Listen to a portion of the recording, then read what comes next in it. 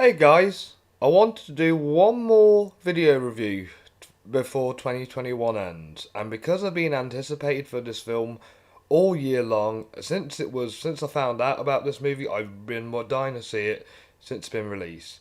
And there was a showing at the cinema for it, and I managed to get tickets to see it. So today, I'm going to be talking about Adam McKay's latest movie, Don't Look Up.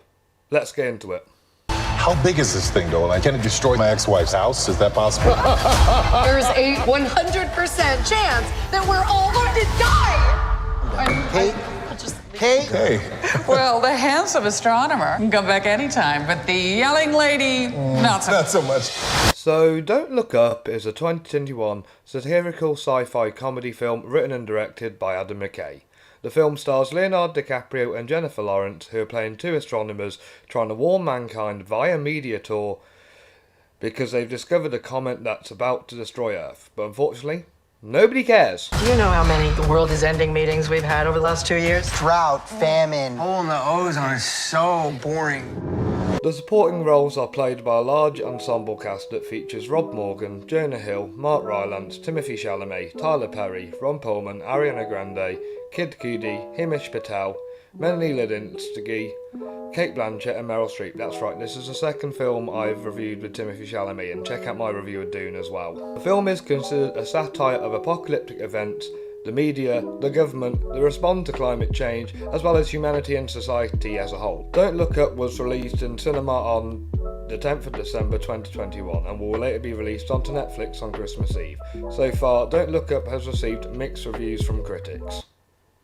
And I liked it actually. As I'm both a fan of Leonardo DiCaprio and Adam McKay, I've been wanting to watch this movie since I first heard about it. And now I have finally seen it after my cinema trip. Here are my thoughts on Don't Look Up. At this exact moment, I say we sit tight and assess. Sit tight and assess, Sit tight. and then assess. Despite being a very long film, I really enjoyed this film, and it was very entertaining all the way through because of its story and how its premise was used to its potential. Adam McKay is a genius when it comes to modern satire. He uses like a different satire for each one of his films, which I really like, and I think he executes this film perfectly because of its themes and how well they play out throughout the film. I also love the characters because of how quirky and funny they all are and how they stand out as like characters. I just kind of wish we saw more from the supporting characters because I felt like it was only more on Leo and Jennifer you got to really explore. But what I also like about this movie is its real life parallels to real life, because there were some things I kind of thought were influenced from real life, and I thought Adam McKay managed to pull that perfectly so he could make fun out of modern society. Alongside the movie Palm Springs, this is one of my favourite comedy films of the 2020 so far. Even though I'm a huge fan of his movies and I absolutely love his movies, this is probably his best directing. I really like how Adam McKay mashes his two styles together, where you have the smart dumb comedies from films like Anchorman and Step Brothers to the satirical drama style you have from Vice and The Big Short. He mashes them both together and he really makes this film feel unique and original. I also see some influences of this movie from Michael Bay's Armageddon and Stanley Kubrick's Doctor Strangelove, as I feel like some of the elements really influenced Don't Look Up, and I thought it was perfect how McKay got this film crafted together. Bag over your head. They don't do that. The CIA does, but I made them do it. You know, I had a feeling. It's a good feeling because that is what I did, and it was very funny and cool. My favourite performance in this movie was Leonardo DiCaprio. I thought he really stole the show as Dr. Mindy and really gave off a phenomenal performance that really showed his talent as a comedic actor.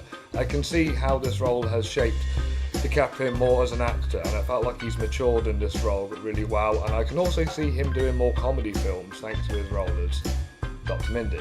Jennifer Lawrence wasn't that bad as I thought she would be. Her performance was pretty decent, but what I did like were their chemistry together, DiCaprio and Lawrence's, and I feel like they really like balanced it out and made the film what it's worth and stood out as the two leads very well. Their chemistry in the film was definitely a driving force that kept this film going.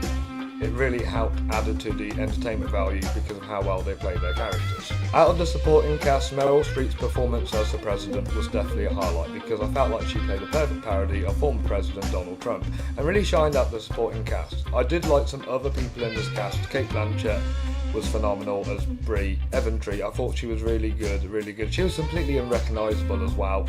And let's not forget Mark Rylance, who's playing like this up himself billionaire tech. Jonah Hill playing the president's son and chief of staff. He was very obnoxious, and that's what I expected from Jonah Hill. And Rob Morgan, who rarely gets to shine in movies, but he really shined as Teddy, and I felt like his performance really could elevate him more as an actor. But overall, this is a very, very good cast, and I'm glad that everybody can't have their fair share in this movie out of this ensemble cast. It hasn't put me off the movie at all, but my only gripe with this movie is the cinematography. It was shot by Linus Sandgren, and the reason why I didn't like it was because it had too much depth of field when they were focusing on specific characters and specific objects. The only good thing about the cinematography was its exposition shots, because they were stunning and they really helped set up the breakpoints between each act of the movie. But what was a highlight for this movie was Hank Corwin's editing, and I really like how Corwin manages to help McKay craft this style for this film he's going for, and I like how he incorporates all this real life clips of stock footage because it makes it feel more relatable. Nicholas Britell's score was also really good. It also helped elevate the tone a lot and brought out more its satirical side. And I do like that song Ariana Grande and Kid Cudi performed because it really showed their purpose in this movie. Before I give you guys my overall thought on the film, I just want to tell you to hit that like and subscribe button if you want to see more future content from me. I want to do more video reviews in the future, and it would help out if you guys hit that like and subscribe button, and I know obviously you want to see more reviews. If you want to check out any previous content on the channel, then help yourself. I've got other reviews, I've got director rankings, and I've got episodes of my podcast, The Fleming Film Show. If you want more daily reviews, check out robbiereviews.co.uk. That's robbiereviews.co.uk. Alright, now back on to Go Look Up. After watching this movie for the first time, Don't Look Up is now officially my favourite movie of 2021 and my official favourite film of Adam McKay. The writing, the directing, the performances, the music and the editing really made this movie worth the watch, and I rate it a 5-star rating. Even though I have just a little small gripe with the cinematography, I think this movie is entertaining all the way through and fails to disappoint because of how perfect it was made. When this film comes onto Netflix on Christmas Eve, make sure you check out Don't Look Up. If you love Leo and you love Adam McKay, this is one for you. There it is! A giant comet whirling its way towards Earth! Can you see it? I can't! My head is in a bag!